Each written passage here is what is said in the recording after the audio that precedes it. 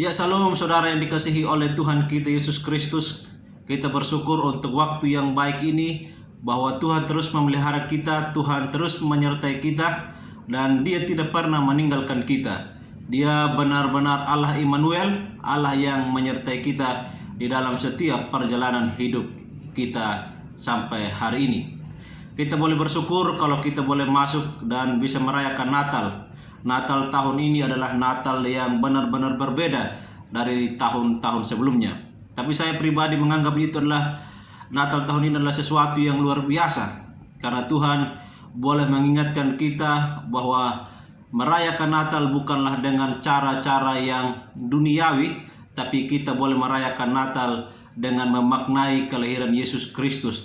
Yesus datang ke dunia ini, Dia datang kepada dunia yang terbengkalai, dan ketika Yesus datang, Dia mulai yang terbengkalai itu, Dia mulai mengaturnya dan menjadi baik. Bapak Ibu yang dikasihi oleh Tuhan, sekali lagi Natal kali ini kita rayakan dengan suasana yang berbeda, tidak meriah sama seperti Natal-Natal sebelumnya, bahkan tampak kelam dan penuh dengan pergumulan. Namun kita boleh mengerti, inilah bijaksana Tuhan untuk membawa umat untuk menikmati Natal yang mungkin pertama kali kita rasakan sepanjang sejarah hidup kita, yang jauh dari meriah namun sangat bermakna karena menjadi petunjuk sempurna pada anugerah sempurna dari Allah yang memberi kita sukacita. Dalam dunia yang terbengkalai ini kita bersyukur Tuhan hadir menyapa kita, dan Dia berkata kepada kita, Dia adalah Allah yang terus menyertai kita. Oleh karena itu, saudara yang dikasihi oleh Tuhan, tidak ada alasan bagi kita untuk tidak bersukacita. Jadi tema renungan kita untuk menyambut merayakan Natal tahun ini adalah tetap bersukacita. Ya, bersukacitalah. Dalam Lukas 2 ayat 6 sampai 7 di sana berkata, ketika mereka di situ telah tiba waktunya bagi Maria untuk bersalin, dan ia melahirkan seorang anak laki-laki, anaknya yang sulung. Lalu dibungkusnya dengan lampin dan dibaringkannya di dalam pelungan, karena tidak ada tempat bagi mereka di rumah penginapan. Saudara yang dikasihi oleh Tuhan, ada satu cerita yang menarik bagaimana Alkitab mencatat tentang kelahiran Yesus Kristus.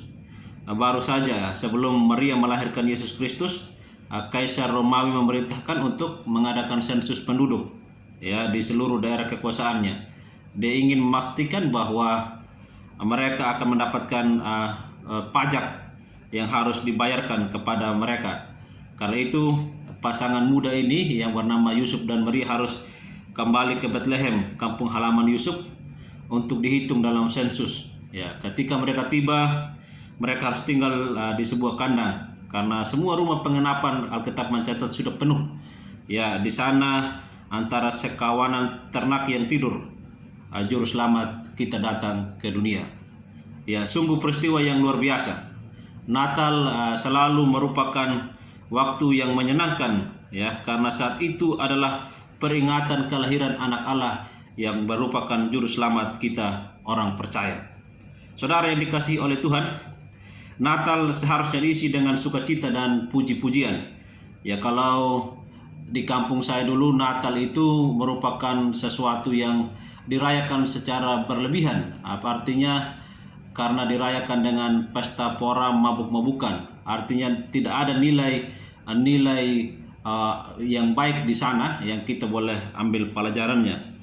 Seharusnya Natal itu kita harus mengisi dengan ucapan syukur. Ya, bukan hanya merupakan kesempatan untuk analisis sejarah lagi. Ya, terkadang kita begitu asik kembali kepada kisah-kisah masa lampau, ya, itu sehingga kita berhenti memerhatikan betapa pentingnya kisah tersebut sesungguhnya. Kelahiran Kristus, Bapak Ibu yang dikasihi oleh Tuhan, merupakan yang terhebat yang pernah terjadi dalam sejarah dunia. Alkitab mencatat Dia tidak lahir karena hasil hubungan suami istri, tetapi Alkitab mencatat Dia dikandung dari Roh Kudus. Artinya satu-satunya orang yang tidak lahir dari seorang hasil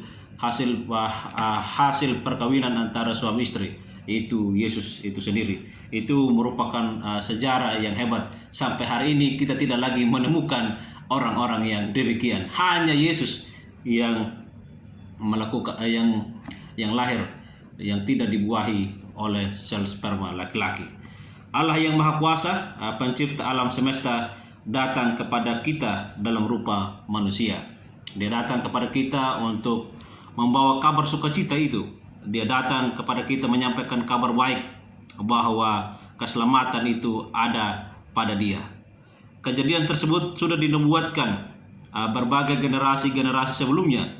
Nabi-nabi berbicara tentang kedatangan Mesias, mulai dari Nabi Yesaya. Kalau kita melihat dari kejadian Yesaya pasal 9 itu, di sana berkata bahwa akan lahir seorang terang ajaib, penasihat yang ajaib, Bapa yang kekal, Raja damai. Sebab seorang anak telah lahir untuk kita, seorang putra telah diberikan untuk kita. Lambang pemerintahan ada di atas bahunya, dan namanya penasihat ajaib, Allah yang perkasa, yaitu Raja damai. Itu berbicara tentang Yesus itu sendiri. Bahkan di dalam Mika 5 ayat 1 dia berkata begini, tetapi engkau hai Betlehem Efrata, hai yang terkecil di antara kaum-kaum Yehuda, daripadamu akan bangkit bagiku seorang yang akan memerintah Israel, yang permulaannya sudah sejak purbakala, sejak dahulu kala. Dan sebab sekarang ia menjadi besar sampai ke ujung bumi.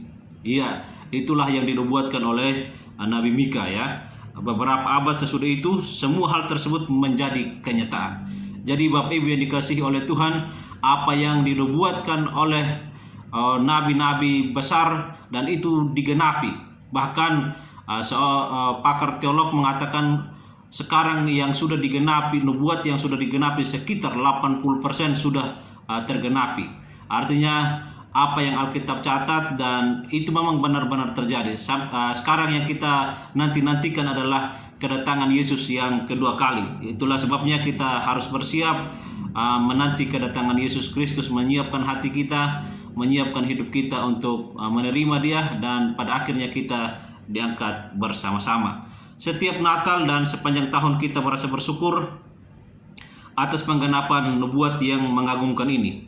Sang Mesias yang ditentukan untuk menyelamatkan semua orang percaya dari dosa-dosa kita telah dilahirkan di sebuah kandang di Bethlehem. Betapa luar biasa yang ilahi itu menyejajarkan dirinya dengan manusia. Mari kita mengingat hal itu dan bersukacitalah atasnya.